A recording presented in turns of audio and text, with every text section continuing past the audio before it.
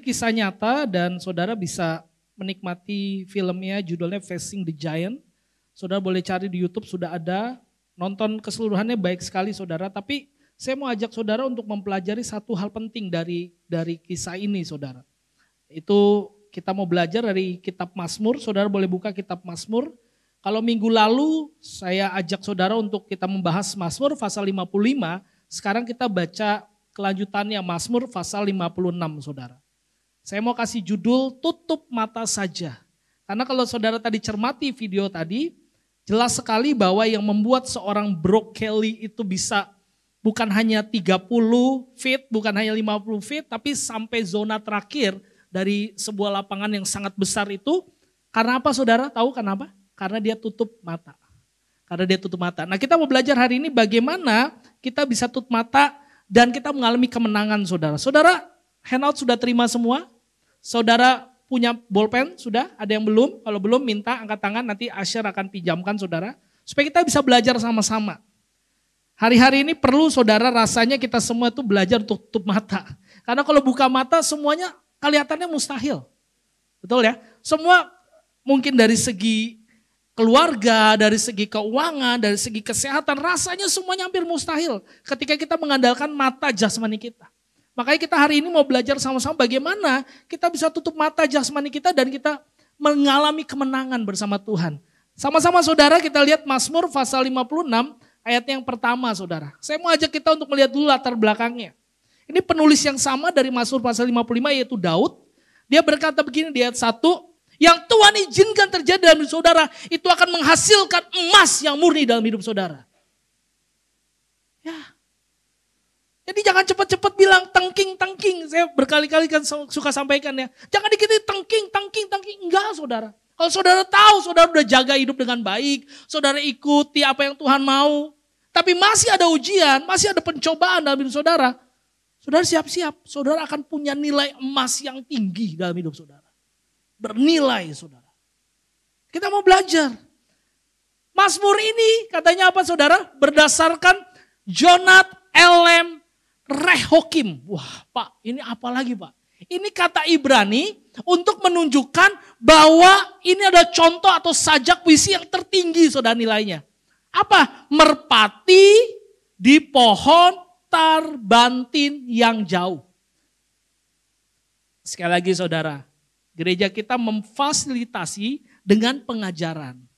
Makanya kalau saudara nggak mau ikut pengajaran, aduh nanti lupa saudara, nanti miss. Ini banyak kandungan-kandungan emas yang perlu kita cari dalam firman Tuhan saudara. Nah di sini dikatakan apa? Daud sedang apa? Daud sedang ngomong bahasa figuratif. Kita belajar kemarin ya, bahasa figuratif kan. Figuratifnya apa saudara? Daud menempatkan dirinya sebagai apa? Sebagai merpati yang ingin terbang. Artinya lari dari masalah. Nah kalau saudara connect lagi kepada minggu lalu, saudara akan temukan di Mazmur 55 ayat 7. Minggu lalu sudah kita bahas, tapi kita ulang sedikit saudara. Baca sama-sama. Pikirku sekiranya aku diberi sayap seperti merpati, aku akan apa katanya?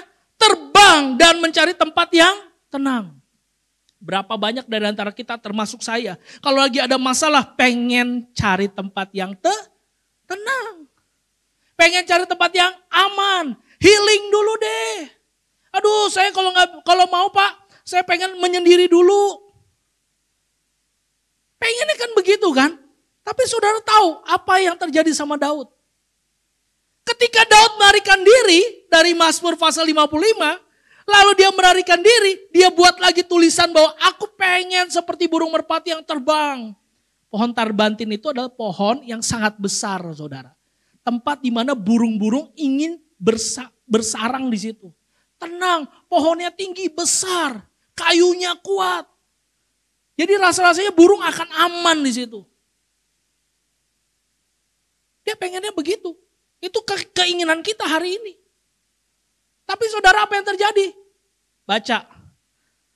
Kalau tadi ayat 1 kan dibilang dari Daud ketika orang Filistin menangkap dia di mana? Gad. Saudara tahu Gad itu apa? Tempat apa? Di dalam 1 Samuel 17 ayat 23, saudara catat di situ. Gad di Filistin adalah kota asalnya siapa? Siapa Goliat?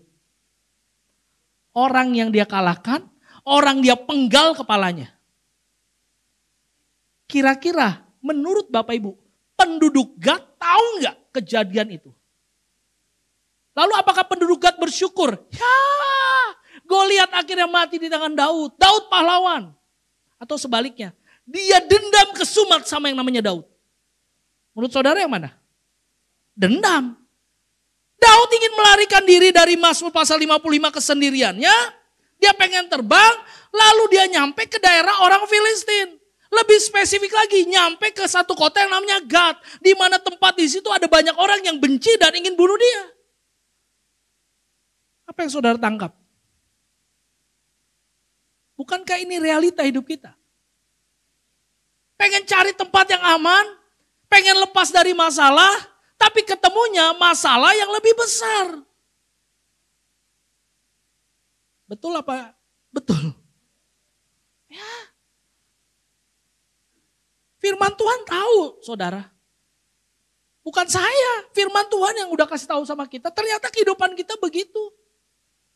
Pertanyaan sekali lagi, apakah Daud bukan orang benar? Orang benar.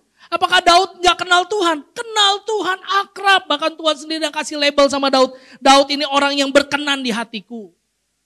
Tapi kenapa Daud harus mengalami yang ini? Keluar dari satu masalah, ingin lari, ingin menenangkan diri, masuk ke dalam masalah yang lebih parah.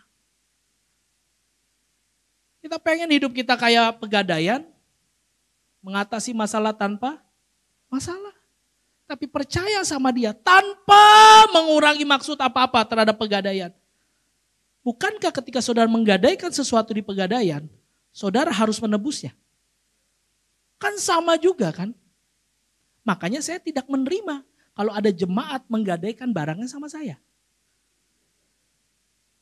Karena saya bukan Pegadaian. Ya saudara, ini yang terjadi dalam hidup kita. Pergumulannya Daud, perhatikan. Ayat 2, ayat 3.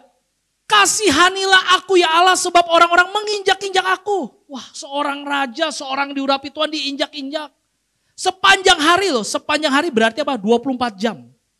Bukan cuma siang doang, malam juga saudara. Orang menyerang dan menindas aku. Seteru-seteruku mengejar aku sepanjang hari. Banyak orang yang menyerang aku dengan angkuh. Daud itu udah jadi benar-benar kayak bukan lagi manusia saudara saat itu. Dia mengalami satu situasi yang membuat mentalnya itu jatuh saudara. Habis saudara. Fisiknya juga habis, mentalnya lebih habis lagi. Kurang apa penderitaan Daud? Saya rasa di sini nggak ada orang yang pernah diinjak-injak. Ada yang pernah diinjak-injak? Nggak ada saya rasa. Mungkin harga diri diinjak-injak sering saudara. Tapi fisik diinjak-injak. Daud ini mengalami saudara. Saudara bisa bayangkan ya. Daud ini seorang yang tahu persis apa yang Tuhan mau dalam hidupnya. Janji Tuhan apa dalam hidupnya.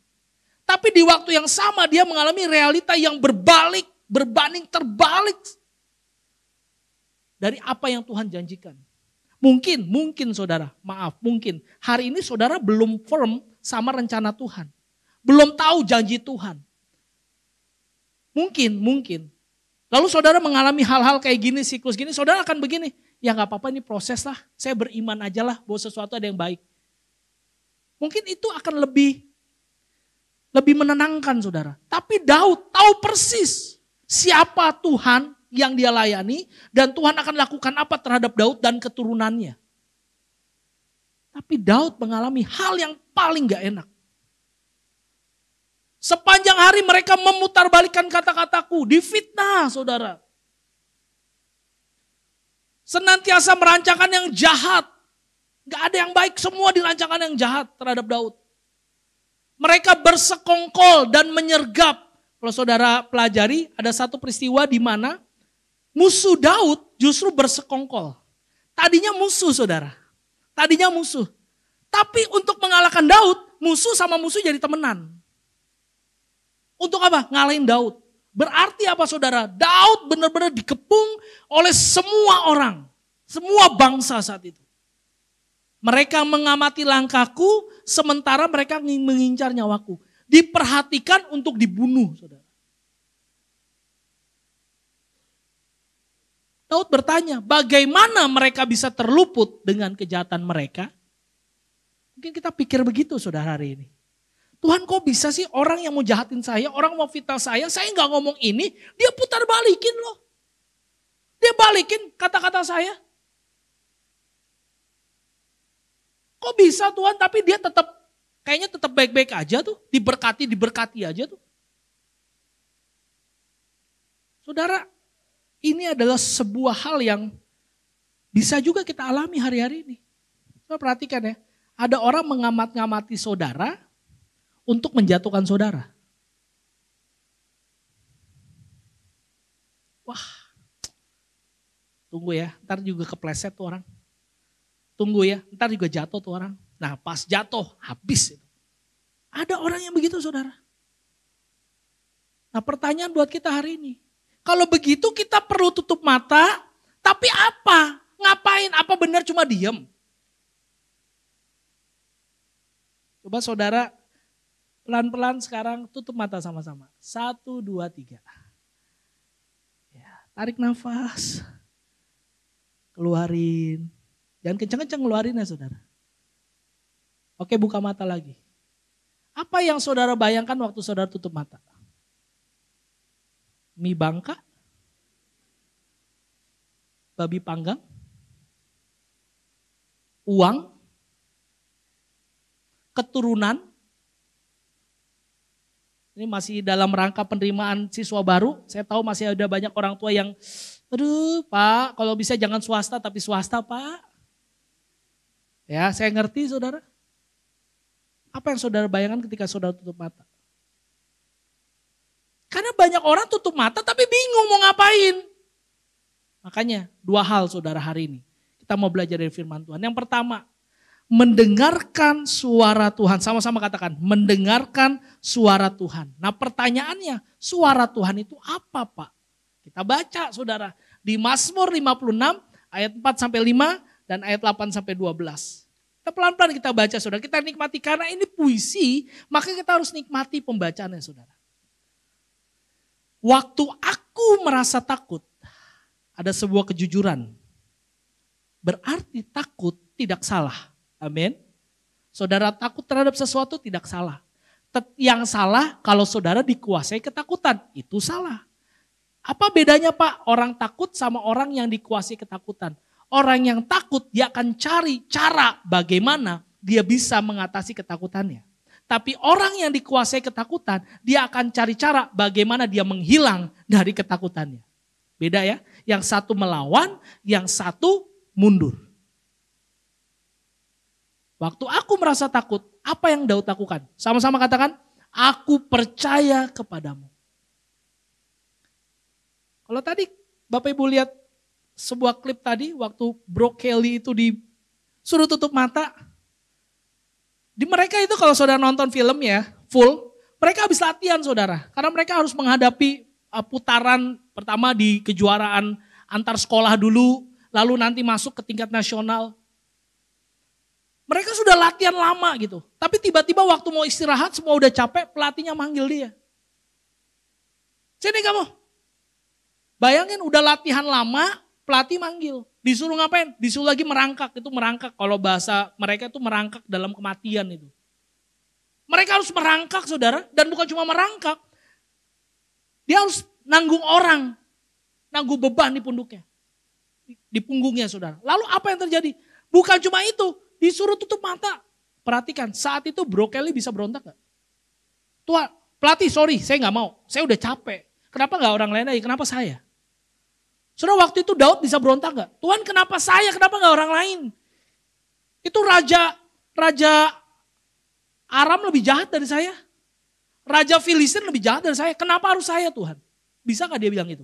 Bisa. Tapi enggak saudara. Dia enggak komplain, dia justru bilang ini. Waktu aku merasa takut, aku percaya kepadamu. Boleh dibuka? Slide-nya, ya dibuka saja. Nah. Ya, lalu kepada Allah yang firman-Nya kupuji.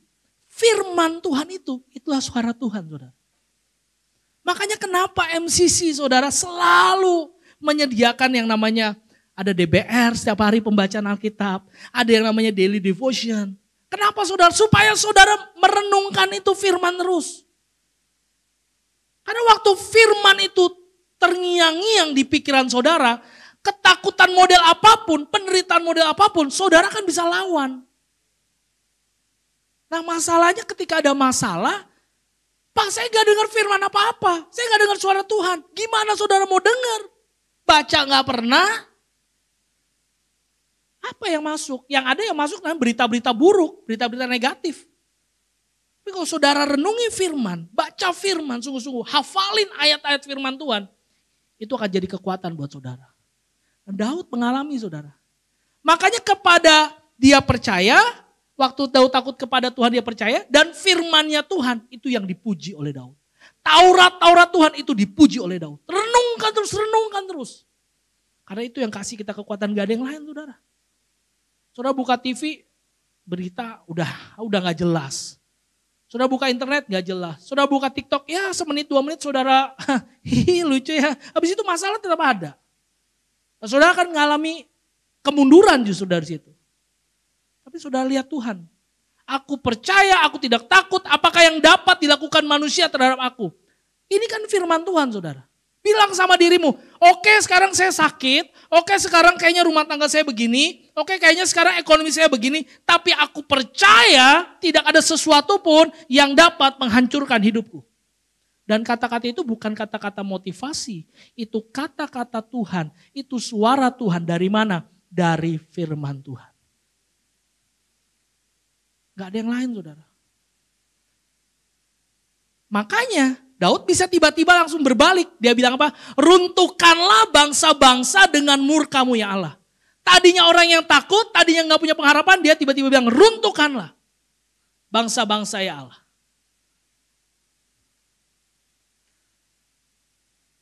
Ini bukti bahwa kita perlu firman Tuhan, saudara. Gak ada yang lain. Saudara lihat di ayat yang ke-9. Sengsaraku telah kau catat. Taruhlah air mataku ke dalam kirbatmu. Bukankah semuanya tercatat dalam kitabmu? Saudara, siapa di sini yang suka catat pengeluaran? Yang suka catat pengeluaran? Saya suka catat pengeluaran. Tapi saya lupa, saya nggak catat pemasukan. Setiap bulan, setiap minggu, bahkan setiap hari saya catat pengeluaran. Boleh tanya istri saya. Kalau ada pecel ayam, ini baru kejadian kemarin. Saya kaget, saya makan pecel ayam. Saya makan pecel ayam. 1 ayam, 2 pecel lele. Karena kami bertiga. Tiba-tiba saya melihat ini kayaknya warungnya murah ya. Tiba-tiba saya bilang, kasih tambah ya. Oke Pak, dia tambah pecel lele. 1. Saya juga murah nih, saya tambah pecel ayam. Jadi ada berapa ayam? 2 ayam, 3 lele. Tiba-tiba ketika saya tanya, saya hitung-hitung paling 70.000. Seneng banget, muka saya gembira, saudara. Karena buat saya makan di atas 100.000, kalau di warung-warung pinggir jalan begitu, buat saya agak tidak berhikmat. Ya. Lalu keluar rabonnya, 104.000. Istri saya bilang gini, murah ya? Itu kata-kata yang menghibur tapi kurang. Murah ya? Saya bilang, apa murahnya? Ini pinggir jalan, itu sepanjang makan, mohon maaf. Si kasih bilang, Pak kucing, kan ada kucing saudara. Namanya benar-benar pinggir jalan. Pinggir got, bukan nggak pinggir got banget lah, emang ada gotnya, tapi pinggir jalan saudara. Dengan jalan kan ketabrak makan gak bisa. Pinggir jalan, Pak saya mau nikmati ayam aja, ayam belum masuk udah, Pak kucing, mak lalat. Waduh saya bilang, ya oke. Makanya di otak saya 70.000 paling mahal. 104.000 keluar saudara. Tahu apa yang terjadi? Hati saya kayaknya, Tuhan tolong. Saya pengen berkata sama abang-abang itu, kamu jual terlalu mahal. Kamu jahat. Saya pengen ngomong gitu saudara. Lalu udah kan, tapi jaim dong, jaim, bayar. Masuk mobil, masih ngedumel. Udah di pinggir jatuh gitu, kita makan di mall aja nih. Lalu istri saya bilang gini, kamu cek dong. Kita bersyukur loh, kalau kamu makan di mall, mungkin kita lebih lebih perang dari ini. Karena pasti harganya kan lebih tinggi. Yang kedua, kamu lihat, emang uangmu tinggal 104.000. Emang duitmu ketika kamu makan pecel lele tadi, pecel ayam tadi habis. Lihat dong. Itu kayak menempelak saya. Bah. Langsung saya buka rekening saya, saudara. Dan saya lihat, puji Tuhan. Ada lebih dari 104.000. Apa artinya saudara? Kadang-kadang kita lebih suka catat pengeluaran. Tuhan saya kurang ini, Tuhan siapkan besok begini, Tuhan saya perlu ini. Kita lupa berapa banyak yang Tuhan kasih sama kita.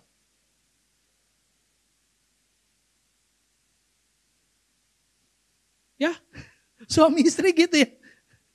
Tuh dengerin. Saya juga tertemplak saudara. Iya juga ya. Makanya sekarang setiap kali mau makan apapun, saya bilang, Yos, kasih pesan apapun yang kamu mau. Benar, saya bilang gitu. Tapi kan saya terusin saudara. Saudara jangan langsung potong di situ, saya terusin. Tapi kamu pikirkan cara bayar ya. Enggak saudara. Ya, nangkap ya maksudnya ya. Ini yang Daud alami saudara. Jangan pikirkan apa yang kurang. Pikirkan berapa banyak kelimpahan yang Tuhan kasih. Oh saudara kalau saya mau cerita, Yosi cerita banyak banget. Baru di pikiran aja, baru di hitung-hitungannya udah ada berkat. Serius. Ikut Tuhan tuh begitu saudara. Tapi apa? Firman Tuhan itu harus jadi makanan kita. Kepada Allah yang firmannya kupuji. Lihat 2 kali loh dia bilang. Kepada Tuhan yang firmannya kupuji. Kepada Allah aku percaya, aku tidak takut. Dia ulang lagi. Apakah yang dapat dilakukan manusia terhadap aku? Ketika saudara akrab dengan firman Tuhan, saudara tahu benar bahwa hidup saudara ada di dalam tangan Tuhan. Bahwa suara Tuhan ketika saudara tutup mata cuma dengar suara Tuhan, firman Tuhan, firman Tuhan, firman Tuhan, firman Tuhan. Saudara akan berani berkata sama dunia, apa yang bisa dunia lakukan sama aku? Gak ada saudara. Bukankah itu yang firman Tuhan katakan, jika Allah di pihak kita, siapa lawan kita? Gak ada. Kalau keselamatan aja sudah dia berikan, masa penghidupan kita dia gak bisa cukupkan saudara. Tapi ingat firman Tuhan. Baca sama-sama saudara. 1, 2, 3. Firman Tuhan adalah suara Tuhan sehingga tidak mungkin Anda dengar suara Tuhan tanpa apa? Membaca, merenungkan dan melakukan firman-Nya. Enggak mungkin. Tuhan bisa pakai banyak cara, Tuhan bisa bersuara lewat orang, bisa. Tapi untuk saudara bisa menyaring setiap suara-suara itu dengan apa saudara? Firman Tuhan, ujungnya firman Tuhan. Orang banyak kasih masukan, seperti berapa minggu lalu kita bahas tentang Ayub saudara. Ada sahabat-sahabat Ayub kasih masukan sama Ayub. Tapi pada akhirnya kan Ayub bukannya tambah bersemangat, tambah pusing. Kenapa? Karena hikmat-hikmat dari 3 sahabat Ayub itu justru gak benar saudara.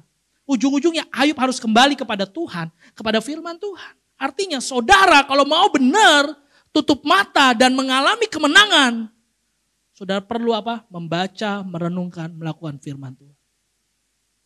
Yang kedua saudara, mempersembahkan hidup. Setelah kita bisa mempercayai firman Tuhan, bergaul dengan firman Tuhan, mendengar suara Tuhan, kita perlu mempersembahkan hidup. Ayatnya saudara. Mazmur 56 ayat 13 sampai 14. Nazarku kepadamu ya Allah mengikat aku. Saudara catat di situ nazar.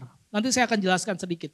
Kurban syukur akan kupersembahkan kepadamu sebab engkau telah meluputkan aku dari maut bahkan menjaga kakiku sehingga tidak tersandung, maka aku boleh berjalan di hadapan Allah dalam cahaya kehidupan. Nazar itu dari akar kata Ibraninya artinya adalah komitmen, saudara. Sama-sama bilang komitmen.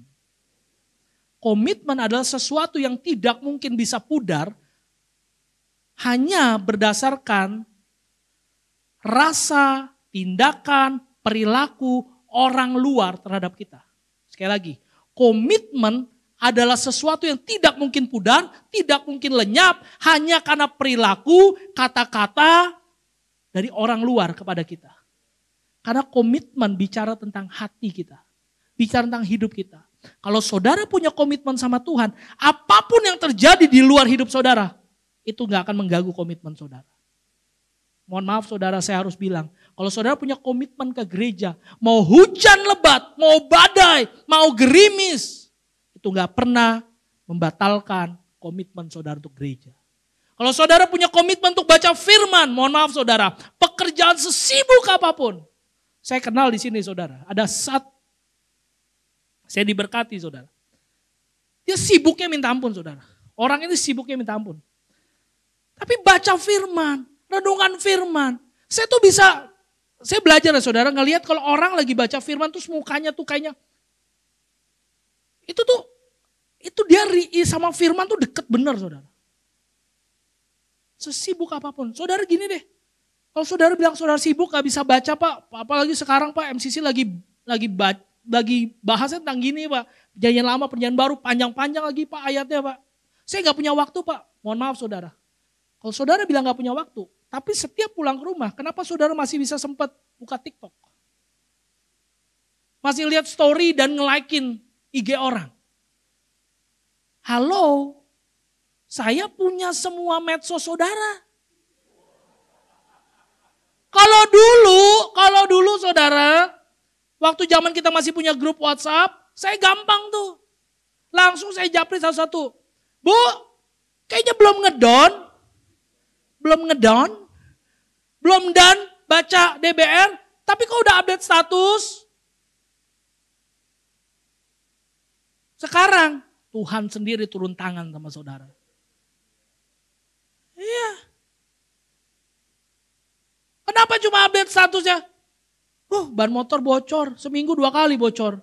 Kenapa cuma itu saudara? Yang ketawa bilang amin.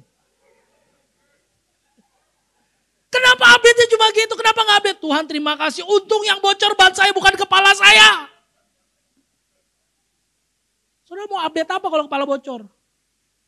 Puji Tuhan otak saya berarakan, kan gak bisa saudara.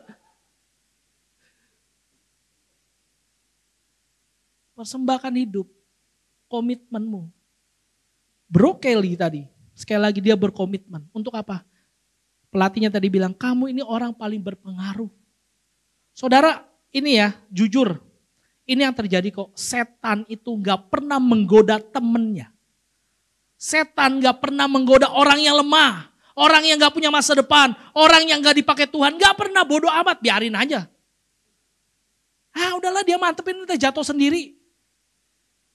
Tapi kalau setan, musuh, iblis, itu menggoda, mencoba, menguji, bahkan menyengsarakan, itu orang yang dia tahu persis, ini adalah tentaranya Tuhan nih. Jadi semakin saudara mengalami, ingat baik-baik ya, kalau prosesnya benar, tadi udah dengar suara Tuhan kan. Kalau prosesnya benar, saudara hidup dalam kasih karunia Tuhan, bukan karena kebodohan, bukan karena kesalahan saudara baik-baik. Ingat ini, jangan sampai semuanya diambil rata saudara. Oh saya bersyukur hari ini saya dicobai karena saya begini. Padahal kesalahan sendiri, nggak begitu saudara.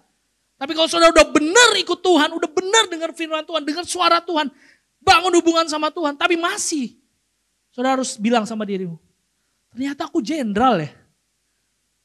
Ternyata aku jenderal loh. Ternyata aku bernilai loh. Itu saudara. Tapi jangan setelah ini saudara cari-cari pencobaan. Tuhan, supaya aku naik tingkat, berikan aku pencobaan. Jangan gitu saudara. Tuhan paling tahu jalan hidupmu. Makanya ditutup sama Daud apa? Mengikat aku, kurban syukur akan kupersembahkan padamu. Isi dari setiap anak-anak Tuhan, meskipun habis diperas, habis ditindas, Ketika dia tutup mata dan dengar suara Tuhan. Ketika dia tutup mata dan dia persembahkan hidup sama Tuhan. Komitmen sama Tuhan. Yang keluar adalah ucapan syukur. Kayaknya kamu kurang sehat hari ini ya. Ya sih kurang sehat, tapi aku bersyukur. Bersyukur. Kayaknya kehidupanmu lagi gak baik ya. Iya betul kehidupanku gak baik. Tapi aku bersyukur. Sekali lagi tadi belajar saudara. Jangan cuma catat pengeluaran. Catat pemasukan berkat-berkat Tuhan. Mungkin pengeluaran saudara banyak, tapi saudara catat berkat Tuhan jauh lebih banyak dari itu semua. Dan Daud kata, maka aku boleh berjalan di hadapan Allah dalam apa? Cahaya kehidupan. Setelah saudara tutup mata, bukan berarti saudara selesai. Tapi saudara punya kekuatan untuk terus berjalan. Dalam apa katanya? Cahaya kehidupan. Apa itu cahaya kehidupan? Cahaya kehidupan adalah ketika saudara bisa tetap berjalan. Sekalipun dalam kegelapan, fokus saudara hanya melihat sang terang. Yaitu Yesus Kristus Tuhan. Mari kita bangkit berdiri sama-sama saudara. Kita baca sebuah kalimat ini sama-sama. 1, 2, 3. Saat Anda berkomitmen dan bersyukur sesungguhnya Anda sedang mempersembahkan hidup kepada siapa? Tuhan. Ambil komitmenmu hari ini. Apapun yang menjadi masalahmu, apapun yang jadi pergumulanmu, bilang sama Tuhan, Tuhan, aku tahu kalau hari ini Tuhan masih izinkan terjadi dalam sesuatu dalam hidupku. Aku tahu, aku bernilai, aku spesial, aku istimewa. Maka hari ini putuskan, dengar saja suara Tuhan. Dengar saja firman Tuhan. Baca, renungkan dan lakukan firman. Dan persembahkan hidupmu hari ini. Dan kau akan terus berjalan sampai kepada kemenangan yang Tuhan berikan.